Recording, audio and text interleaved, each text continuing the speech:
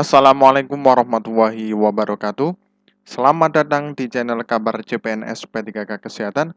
Semoga teman sejawat dilindungi oleh Tuhan Yang Maha Esa. Teman sejawat yang baru tahu channel ini, silakan subscribe dan bunyikan tombol loncengnya agar tidak ketinggalan informasi tentang kabar CPNS dan P3K yang terbaru.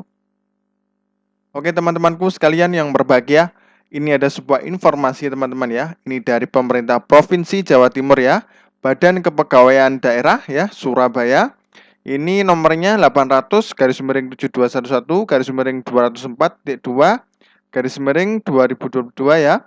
Tertanggal ini 18 Oktober ya, teman-teman ya. Ini perihalnya teman-teman ya, ini fasilitas layanan soal P3K dengan sistem komputer basis test ya, atau CBT untuk pegawai non-ASN teman-teman ya. Jadi sehubungan dengan pelaksanaan seleksi penerimaan pegawai pemerintah dengan perjanjian kerja atau P3K di lingkungan pemerintah Provinsi Jawa Timur pada tahun 2022, Badan Kepegawaian Daerah Provinsi Jawa Timur menyediakan fasilitasi latihan soal bagi pegawai non-ASN di lingkungan pemerintah Provinsi Jawa Timur. Untuk mengikuti latihan soal P3K berkaitan dengan hal tersebut disampaikan beberapa informasi sebagai berikut. Seleksi kompetensi pengadaan pegawai pemerintah dengan perjanjian kerja atau P3K meliputi seleksi kompetensi teknis ya, kemudian seleksi kompetensi manajerial ya, kemudian seleksi kompetensi sosial kultural teman-teman ya.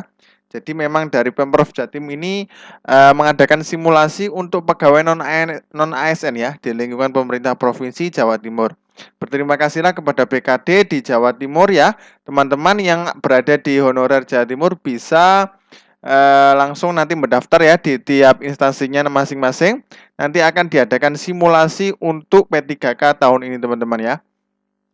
Nah ini seleksi kompetensi teknis bertujuan menilai penguasaan pengetahuan, keterampilan dan sikap atau perilaku yang dapat diamati, diukur dan dikembangkan yang spesifik berkaitan dengan bidang teknik jabatan. Ya, kemudian seleksi kompetensi manajerial bertujuan untuk menilai penguasaan, pengetahuan, keterampilan dan sikap atau perilaku dalam berorganisasi yang dapat diamati, diukur dan dikembangkan terkait dengan integritas, kerjasama, komunikasi, orientasi pada hasil, pelayanan publik, pengembangan diri, dan orang lain. Pengelola perubahan dan pengambil keputusannya, itu materinya teman-teman ya. Ini mungkin hampir sama dengan nantinya pas kita akan ujian P3K ya. Kita tinggal tunggu pengumumannya saja ya teman-teman ya.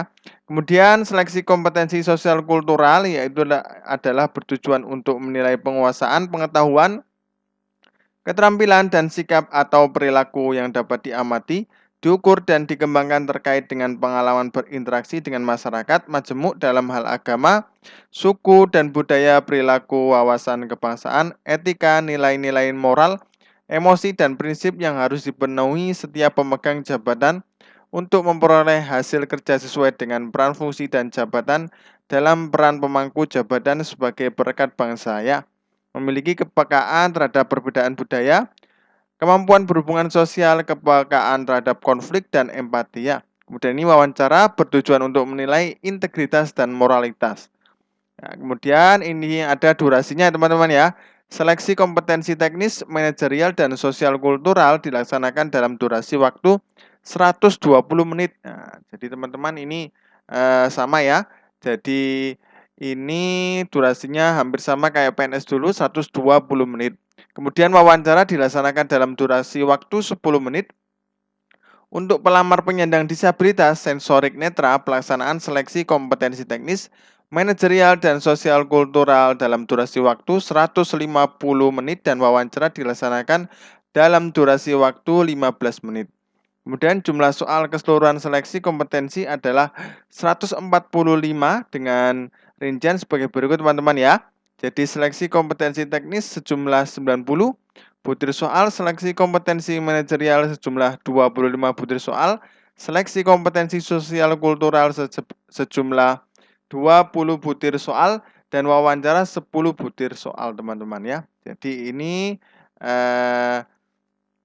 kisi-kisinya teman-teman ya, mungkin hampir sama teman-teman ya. Berbahagialah untuk yang di Jawa Timur teman-teman ya. Mungkin nanti di daerah-daerah lain akan menyusul teman-teman ya. Mungkin lagi mempersiapkan. Kemudian pembobotan nilai untuk materi soal seleksi kompetensi, yaitu untuk materi soal seleksi kompetensi teknis, bobot jawaban benar bernilai 5 dan salah atau tidak menjawab bernilai 0 teman-teman ya. Jadi untuk benar bernilai 5 kalau tidak menjawab atau salah berbobot 0 teman-teman ya. Untuk materi soal seleksi kompetensi manajerial berbobot jawaban benar paling rendah dan paling tinggi 4 ya. Jadi paling rendah 1 serta tidak menjawab bernilai 0. Untuk materi soal seleksi kompetensi sosial kultural bobot jawaban benar paling rendah 1 dan nilai paling tinggi 5 serta tidak menjawab bernilai 0 ya. Untuk materi soal wawancara bobot jawaban benar paling rendah 1 dan nilai paling tinggi 4 serta tidak menjawab bernilai 0. Penerapan nilai ambang batas yaitu nilai untuk seleksi kompetensi teknis. Nah, seperti ini teman-teman ya. Nah, ini daftar nilai batas seleksi kompetensi teknis ya. Ini penyuluh keluarga berencana. Penyuluh keluarga berencana rata-rata 200 ya nilai ambangnya. Nah, seperti ini teman-teman ya. 225, 248. Nah, ini semuanya ya, ada yang ada di Jawa Timur. Nanti bisa langsung daftar ke instansi masing-masing nantinya biar untuk mengikuti simulasi tentang P3K ya. Nah, ini rata-rata 200 ke atas teman-teman ya. Nah, ini juga semua profesi ada teman-teman ya, terutama guru dan tenaga kesehatan teman-teman ya. Nah, ini pengantar kerja, alih utama instruktur ya. Kemudian ini ada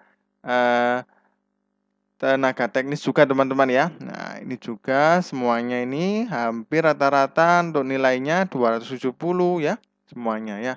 Oke teman-teman, mungkin itu saja yang dapat kami sampaikan. Mudah-mudahan bermanfaat bagi teman-temanku honorer ya, baik nakes maupun nakes. Semoga nanti BKD dari daerah lain bisa menyusul untuk simulasi teman-teman ya. Oke, terima kasih. Wassalamualaikum warahmatullahi wabarakatuh.